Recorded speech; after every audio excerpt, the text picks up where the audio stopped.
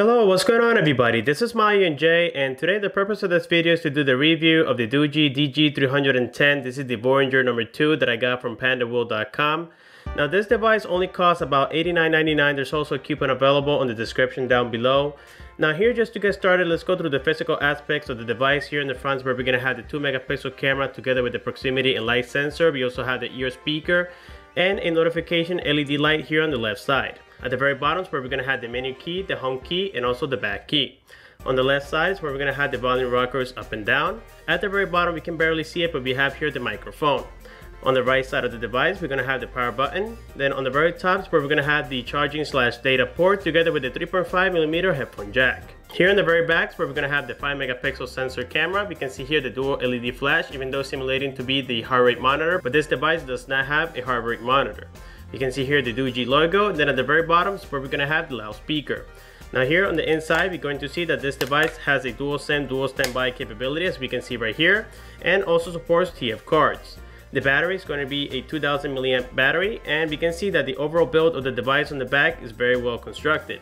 Now here in the very front, where we're going to have the 5-inch multi-touch screen with a resolution of 854 by 480. So even though it doesn't have the best resolution out there, the colors on viewing angles are very vivid, and even when you view it here from the front, we can see how nice it looks, making the device look as if it had more resolution. So here, just to go through the operating system, this device is running the Android KitKat 4.4.2. It does have 1GB of RAM and also 8GB of internal memory. Now the memory can be upgraded with a TF card, and here when we go to the settings application, we go all the way to the bottom where it says about device. We can see that yes, this is running the official Android 4.4.2.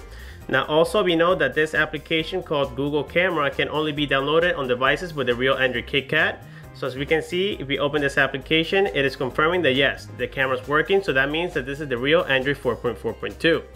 And for those who remember, the Doogee DG310 was a very nice device as well, and very affordable. Now here, as we can see, I have installed some applications and games, and the great thing about this phone is that it comes pre-installed already with the Google applications like YouTube, Gmail, Google Plus, and whatnot. Now here, when we open YouTube, we can see that YouTube is working perfectly well. You're able to sign in and check on your videos and also open them and view them. So here I have the unboxing of this same device, and as we can notice right now, it's working perfectly well. Also, this device has a very strong GPS, and the camera is also very decent. So first, let's go ahead and test the camera and let me know what you guys think. Alright guys, this is Maya and Jay, and what we got here is the camera test on the Doogee DG310. And as we can tell, the camera is okay. It does have nice colors, but again, you're getting only a 5 megapixel sensor. So for the price, $89, I think it's definitely a great camera. We can notice that the overall focus is alright. I mean, it could have been a little bit better, but that's okay according to the price. So now we're going to go ahead and test the front-facing camera. This is the 2 megapixel front-facing camera. It is a decent camera for Skype, selfies, or any other social media out there. The quality is not the best, but at least it's going to do its job. And like I said before, for $89, you really can't ask for more. And even when we open it here, we can actually see that the front-facing camera is going to be a 2 megapixel front-facing camera. If you go here to camera settings, we scroll all the way to the bottom. Here's actually claiming to be 1.3, but when I did the resolution calculation on the computer, it's actually showing as a 2 megapixel camera. Now here, when we switch the camera, we go to the same place, settings, camera options. We're going to see that this device does have a 5 megapixel sensor on the back camera. So that's definitely great. And now also, we're going to test the GPS. The GPS on this device is very strong, so check the next clip and let me know what you think. Alright guys, so here we have the GPS test on the Doogee DG310, and as we can tell, it is working perfectly well. I was actually very impressed on the performance of the GPS. I didn't need to do any type of modifications.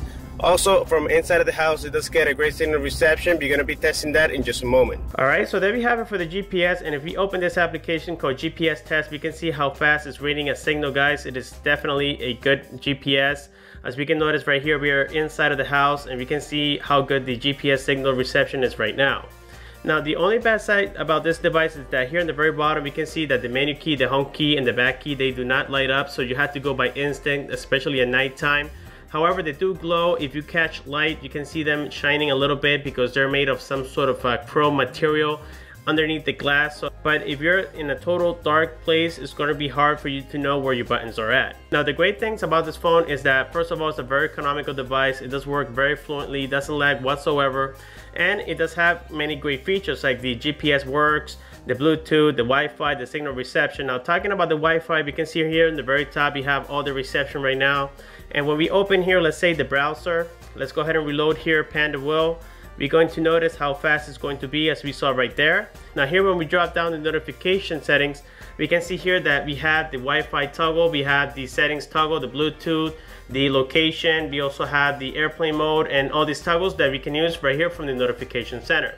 Now if you turn off the Wi-Fi, we're going to test here the browser real quick. We can see that right now it's getting H+ on AT&T, and the browser in my opinion is pretty fast. So let's go ahead and reload, let's say here Panda will, and we can see how fast it reloaded. Now also if you open here, let's say youtube.com, which we know is a heavy app, especially for mobile network, we're going to see how fast it's going to open. So on the network speed side, I was very satisfied. And not only that, but if you open here, let's say speed test, which I have right here, I'm going to show you guys the history result that I got before, and I got about 8 megabits of download speed with 1 megabit of upload speed. So that's not bad for a device that only supports 3G.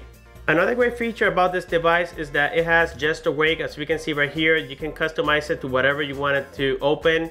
In this case right now, the C is for the camera, the W is for the browser, the M is for music, the up is where basically you just make a line up and it opens the settings application, and left where basically you just make a line towards the left and it opens the messaging application. So here, let's go ahead and do a sample. So let's say your screen is off, we write a letter C. We're going to notice sometimes it works. I mean, it's not a beta version, guys, to be quite honest to you. So sometimes you need a few tries, as you saw right there, in order for it to work. But for the most part, it works fluently. Let's go ahead and try here the letter M. There we go. So as you can see, it's working perfectly well, and that's actually a very nice feature. Also, this device has gesture and motion, so that means that let's say you want to answer or decline phone calls by doing a gesture on the top of the phone, you can do so. As you can see right here, you can turn it on and off. You have to turn on to silence, where basically every time an alarm goes on or something, you just do a gesture on the top and it goes on silence. We also have here the smart answer, which is the one that, let's say you're receiving a phone call and your hands are dirty, you cannot grab your device, you would just swipe over it and it will answer the phone call for you. This device is rootable using vRoot, and again, everything works out of the box perfectly well.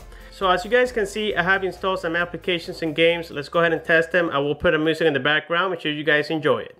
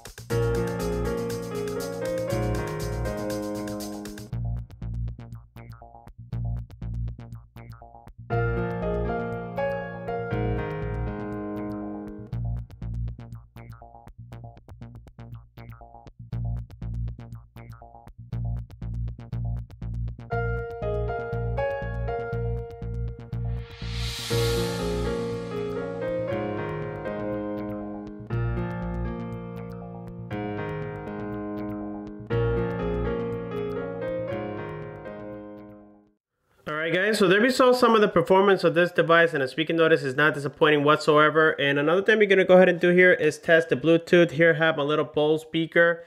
Let's go ahead and turn it on, and then let's put it on Perry mode. Right now it's a regular Perry mode. I believe I have connected to this device before. So let's go here to settings, then let's go to Bluetooth. Let's make sure it's turned on. As we can see right here, it has memorized it from before, so right now it's pairing and it has connected. So if we go back once, we go to audio profiles and we go to where it says general and we go to voice call ringtones. We're going to go ahead and test the sound.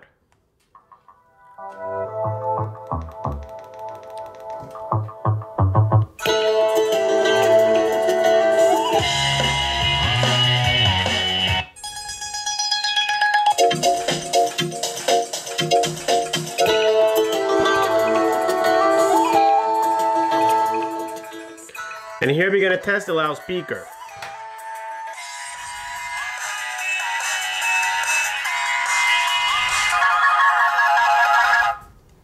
And here also, just to test the call quality, we're going to go ahead and dial 611.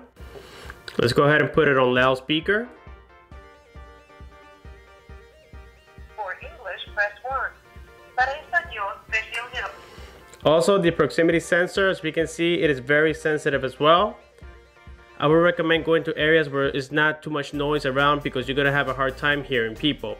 But other than that, I think it's a great phone, and again, for the price, we really can't ask for more. It's about 161 grams, very similar to the Samsung Galaxy S5. Alright guys, so that's it for this video. If you guys do have any questions, please don't forget to comment below. Please like the video, subscribe for more. Thanks for watching, and have a good one.